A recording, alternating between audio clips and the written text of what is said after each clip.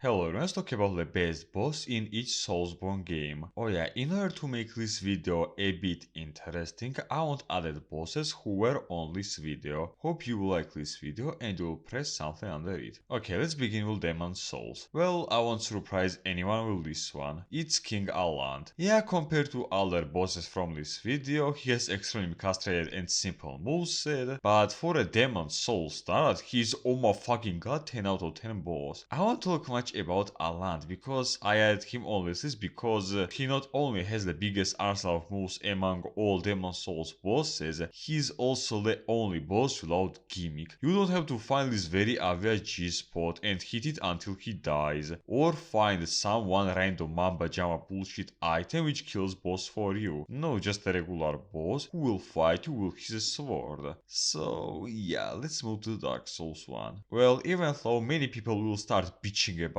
it, I will put Manus on this list. Why not Artorias or Ornn and Smough? Well, Artorias is just okay, but nothing special. While Ornn and Smough is just another from software shitty gang boss fight. Now let's talk about Manus. In my opinion, Manus not only is the most interesting boss in this game, he is also in pre-Bloodborne top 3 best Souls boss. Manus not only has a very decent variety of attacks, especially for Dark Souls 1 bosses, he has absolutely everything that makes a boss hard and interesting boss. He is aggressive and somewhat fast, has wombo combo, 3 variety of magic, 2 gap closer, long range hit, a regular fast hit, and a few heavy but slow hits and other stuff. Against him you can just stay AFK, wait for one hit and then again wait for his hit. Nah, in this fight you constantly have to do something, either roll, run, use a pendant against his magic or other stuff. Many of you might tell that the same thing was with Artorias. Yeah, but not really. Artorias, even without a huge shield, is very easy to cheese, because he likes to buff himself over and over, which allows you to bully him plus minus easy. And also he can be very easy punished after some of his hits, while Manus can be punished very rarely, plus he is much tankier, and he does much more damage than Artorias, and in my opinion he has more interesting moveset, and he's somewhat unpredictable and not just 1, 2, 3 and GG. So because of his decently high variety of moves and because of his adequate difficulty, I will put him on this list. Dark Souls 2. In Dark Souls 2 I had 3 main choices: Sir Alon, Dark Lurker and Ivory King. After thinking about it for a while, I decided to give this spot to Sir Alon. The situation with Sir Alon is somewhat funny. I don't consider him as a hard boss, but I would say that he is a pretty fun boss. He has a decent amount of hits, he can easily punish your greed because he will either jump away and then immediately jump towards you, or he will quickly hit you with regular hits. He has a few melee combos, long range projectiles, 2 gap closer,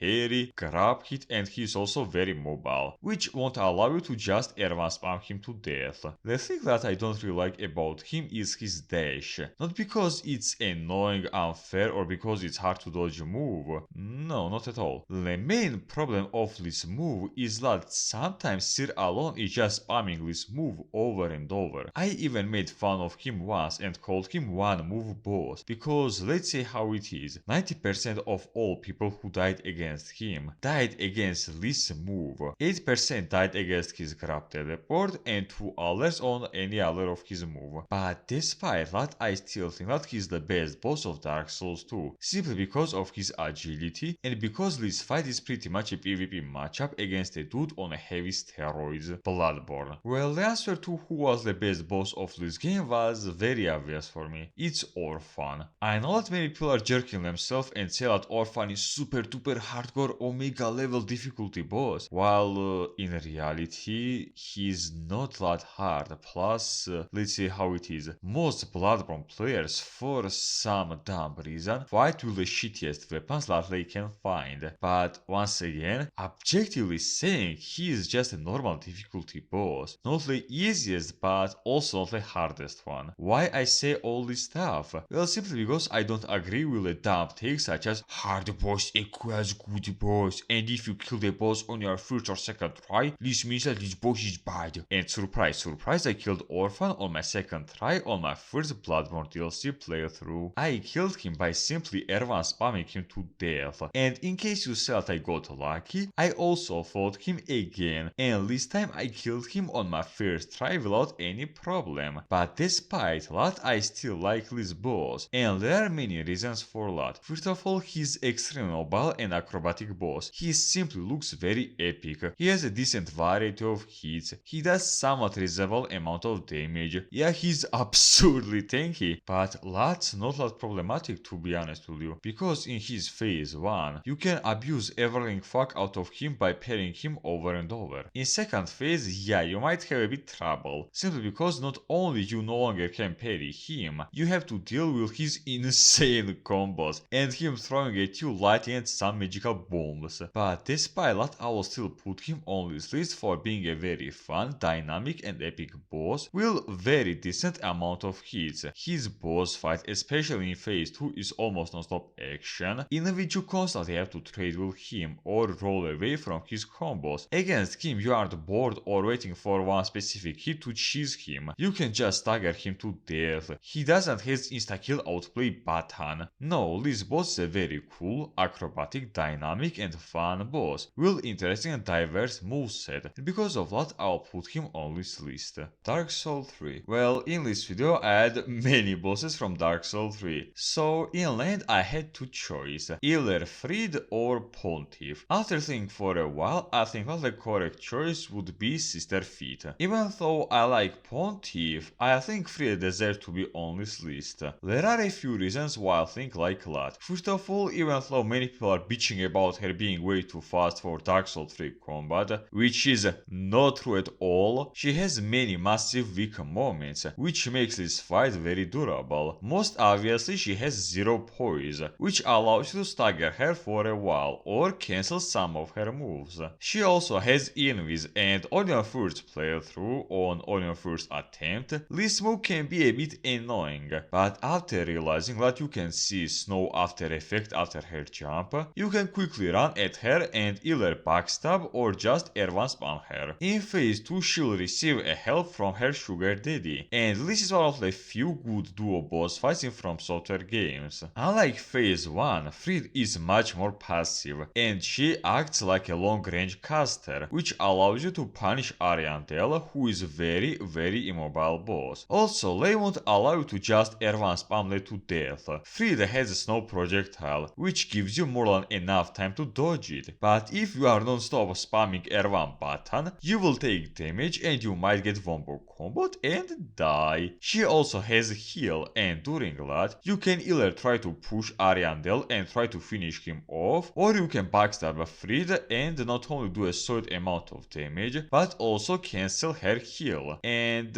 also very good moment from player's perspective is that they have shared health bar, which allows you to kill them plus minus fast. Her phase 3 is phase 1, but much dangerous. She will receive more hits, more range hits, she will be more aggressive and other stuff. Her phase 3 is almost non-stop action against a very fast and mobile boss, in which besides 1 or 2 moments you constantly have to move, you constantly are taking an action, which makes this fight very dynamic and interesting. So yeah, in 2 words, I had her on this list for her interesting and diverse moveset, for her agility, and most importantly, for the fact you can punish almost all her powerful moves. Friede doesn't have one insta-kill button, she does a reasonable amount of damage, and in each of her phases she is reasonably tanky, and also I had her for being one of the few non-garbage From Software duo bosses. Okay, let's move to Sekiro. In Sekiro I will add Allfather. Even though I had at least dude for a while, he has high amount of different hits, he has many anti-R1 spam techniques such as all transformation, backflip or other stuff. He is extremely fast and aggressive, and most importantly, he is a better version of his shinobi version. No more annoying smokescreen, poison and healing block. No more easy baitable and easy punishable moves, which allowed you to do insane amount of damage to him. You want to hit him? Deserve to hit him. He also is somewhat fair. He has Mikiri hits that are very easy to counter with Mikiri counter. In some cases you can either just jump away or jump on top of his head and hit him with X or Mortal Draw. When he is in all form, wait for him to leave his safe zone and and then instantly punish him. Yeah, he has annoying wombo combo with Firecracker, but you can either jump away, unless there is Pillar of course, which can fuck up your day, but it is what it is. Or you can use Firefighter Head and punish him after a lot. He also has pretty big health and posture bar, and especially has just insane stamina recovery speed, which forces you to play as aggressive as possible, because otherwise you will have to fight him nearly 10 min in land in 2 words. I added him only 3 for his adequate fairness, and because you can pretty much punish his every single mistake, which makes this fight somewhat fair and interesting. And finally, Elden Ring. Well, even though I never was a huge Godfrey fan, my last playthrough changed my opinion about him very hard. There are many reasons why I added him on this list. First of all, he is the only somewhat adequate late game boss in this game. He doesn't has one insta-give anime nuke. He does a reasonable amount of damage. He is reasonably tanky. He won't just spam you with 8 hit wombo combo. He is not helpless piece of shit outside of his earthquake move. And even though his moves does a solid amount of damage, he gives you more than enough time to dodge these hits. Unlike other Elden Ring bosses, he doesn't really has a cool looking anime hits, which honestly is a good thing, because against some bosses I'm not fighting against them. I am fighting against their dumb anime hits that give me epilepsy. He is Dark Souls boss, aka simple dude with simple moveset, who will just throw his hands at you. That's it. Despite the fact I really love this boss, there are a few oopsie moments about him. First of all, just like his descendants, he has this stupid script animation which allows you to just hit him over and over without him being able to punish you, simply because he's way too busy praying to Senator Armstrong. And also some of his shockwaves can hit you even if you are on the other side of the map, which can be a bit annoying. But despite all of that, I will still add him on this list for being the only adequate late game Elden Ring boss. And even if you ignore that, he's still a fun boss on his own with a decent variety of hits. Well, that's pretty much it. Type who are the best bosses for you. If you like my video, press something under it. With this, I'll say bye bye to you and I'll see you next time.